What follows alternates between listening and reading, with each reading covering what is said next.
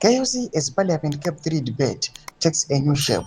Nzarabena masho kanuda pangwa inoi anonokwa kwanzi. People they are arguing, but if the bill is from the people, for the people, and totally in support of the people, how come they are now being given short time to debate and discuss about the bill? Nzarabena masho kanuda pangwa inoi tunakuti yesterday, the parliament proceedings turned out in violence. Atuna kuti the CCC MP of Marondera Central, Custom Hotel, was kicked out of the parliament as it turned into fire. Not to subscribe or like button on the bell icon.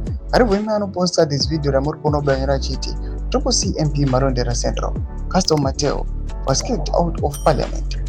He fiercely protested when he was cut off from finishing his speech only after 2 minutes. Each MP was allocated 10 minutes, but TSHABANGU decided to give him 2 minutes because he was strongly opposed to CAB3. Doma developments are good pangwa ina arkunuka kunzi.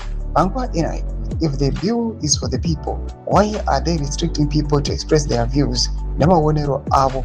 Pangwa ina utansu kuda pachida kuti na utsema constitutional amendments nzine mono pasi, which led with the CCC MP have kicked out of the parliament. What developments are not it is happening now. Zvirikuitika munyika yedu, munyika yeZimbabwe. Panguva inoonekwa kunzi people they are now afraid. Vanhu vangu tirikaitisiye tione kuti zvichasvika kupi, but ndo patasvika pamuri Zimbabwe senyika. Pana comment section medu dzofungira enyu mari kudii pamusoro pechitiko ichi. Don't subscribe or like kwa chino on the bell icon.